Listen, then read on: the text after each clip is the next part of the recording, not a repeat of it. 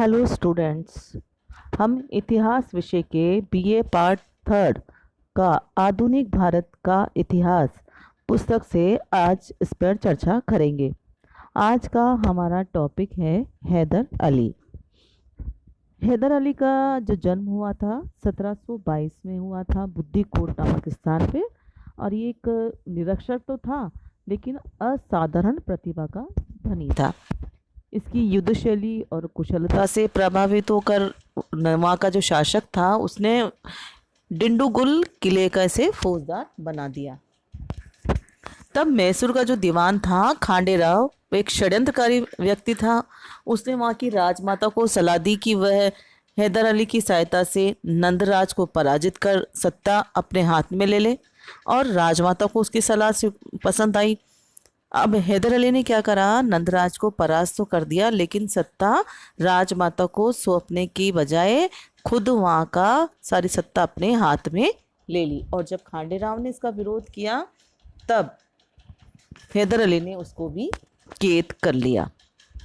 तो ये था हमारे हैदर अली का उत्कर्ष। इसके पश्चात देखेंगे कि मराठों के साथ उसके क्या संबंध रहे।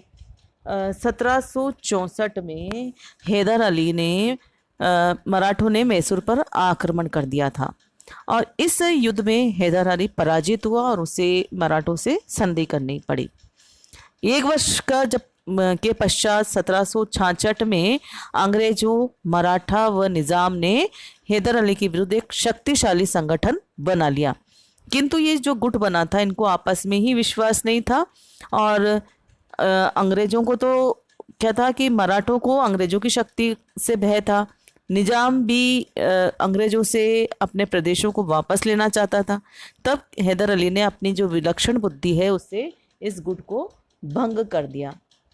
इधर 1773 में पेशवा नारायण राव की मृत्यु हो गई और मराठा संघ में गृह कलह हो गया। जब वो उसकी मृत्यु हुई तो मराठा संघ में गृह कलह हो गया।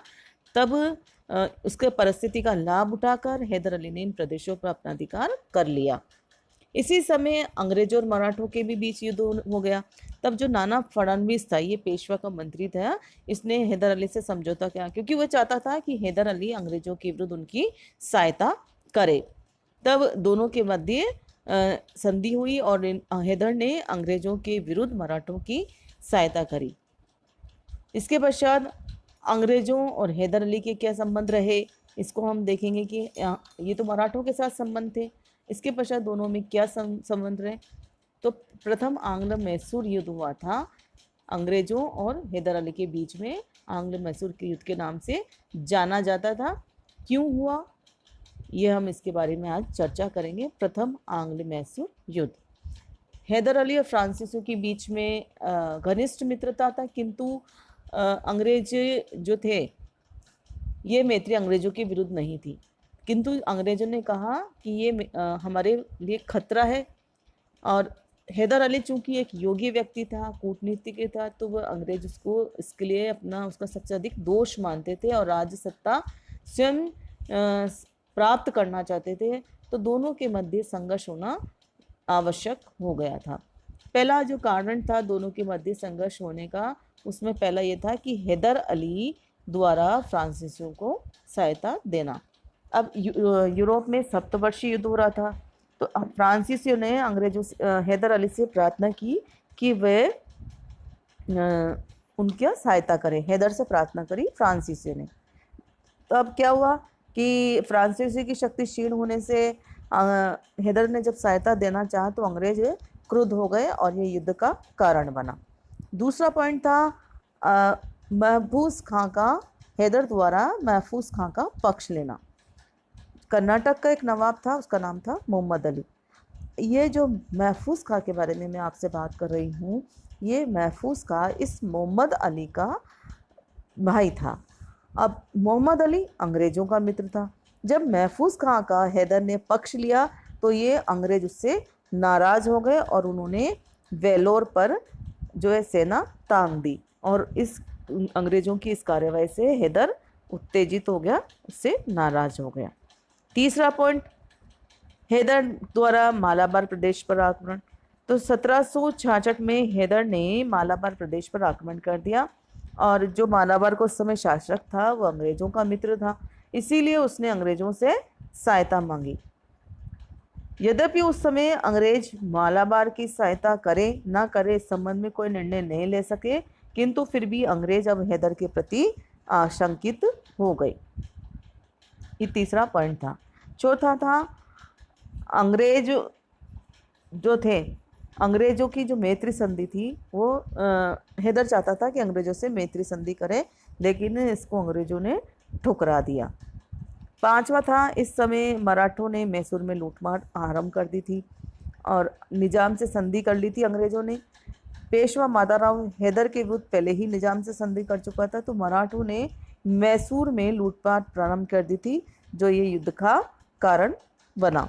ऐसी विकट परिस्थितियां हो गई थी, लेकिन हैदर अली हिम्मत हारने वालों में से नहीं था और उसने सितंबर 1767 में कर्नल स्मिथ व कर्नल वुड की सेनाओं व हैदर व निजाम की संयुक्त सेना के बीच में युद्ध हुआ, भीषण युद्ध हुआ और इस युद्ध में हैदर व निजाम की सेनाएं पराजित हुई। अतः निजाम ने क्या करा, हैदर का साथ छोड़ दिया और अंग्रेजों से संधि कर ली। निजाम से संधि करने के बाद अंग्रेजों ने मालाबार तट पर हैदर के प्रदेशों पर आक्रमण कर दिया, किंतु जो हैदर का पुत्र था टीपू, उसने मंगलोर पर आक्रमण करके 11 मई 1768 को अंग्रेजों को वहां से खदेड़ दिया। फिर 4 अप्रैल 1769 को मद्रास की संधि हुई, जिसकी शर्तें इस प्रकार है। पहला, दोनों पक्षों ने एक दूसरे के जीते हुए प्रदेश लौटा दिए, किंतु करोर और उसके आसपास के प्रदेश हैदर के पास रहे। दूसरी, हैदर के जहाज़ों पर जिन्हें मुंबई सरकार ने पकड़ लिया था, उसके बदले में कोलार का भंडार हैदर को दिया गया। तीसरा, दोनों पक्षों ने एक दूसरे की सहायता करने का वचन दिया। मद्रास सरकार ने बड़ी अनिच्छा से संधि को स्वीकार किया, क्योंकि वह युद्ध जारी करने की स्थिति में नहीं था। तो स्पष्ट हो रहा था कि जबरदस्ती ये शांति संधि स्थापित हो रही थी। तब उसके पश्चात दूसरा आंग्ल मैसूर युद्ध हुआ। चूंकि हैदर को लग रहा था कि स्थायी होगी शांति, लेकिन ऐसा नहीं हुआ।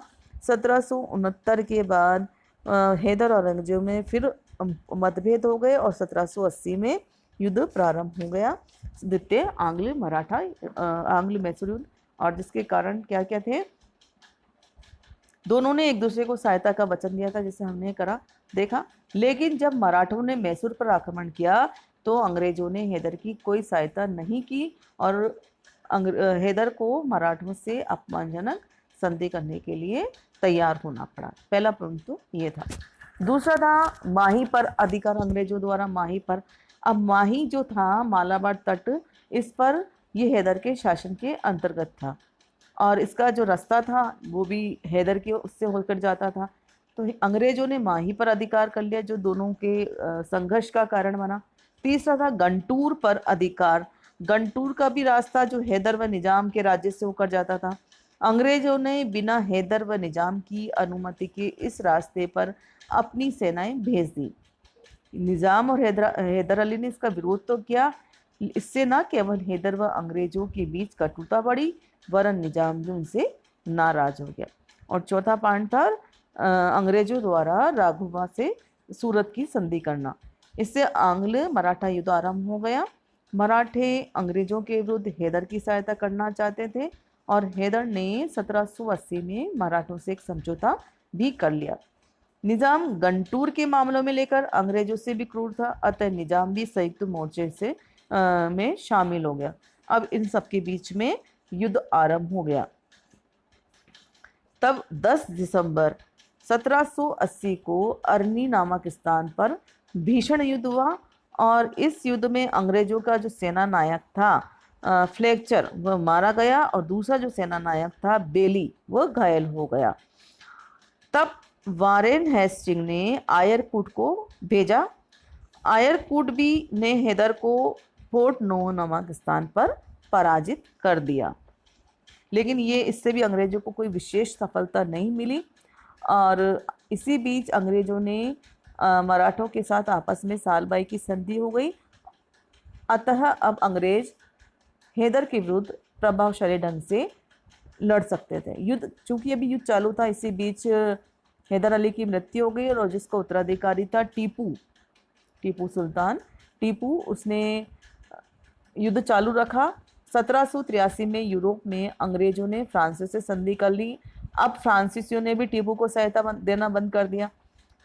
टीपू भी चाहता था अंग्रेजों से संधि कर ले और अंग्रेज भी चाहते थे कि टीपू से संधि कर ले। अतः दोनों के बीच 1784 में मंगलोर की संधि हो गई और संधि के अनुसार टीपू ने कर्नाटक खाली कर दिया और अंग्रेजों ने मैसूर के उन क्षेत्रों से अपना अधिकार त्याग दिया जो युद्ध काल में हस्तगत कर लिए थे। टीपू ने अंग्रेजी जो युद्धबंदी है उनको मुक्त करने का वादा किया। अंग्रेजों ने मैसूर में व्यापारिक एकाधिकार की मांग की, किंतु टीपू ने ये मांग स्वीकार नहीं की और इस दोनों पक्षों के बीच शांति स्थापित हो गई।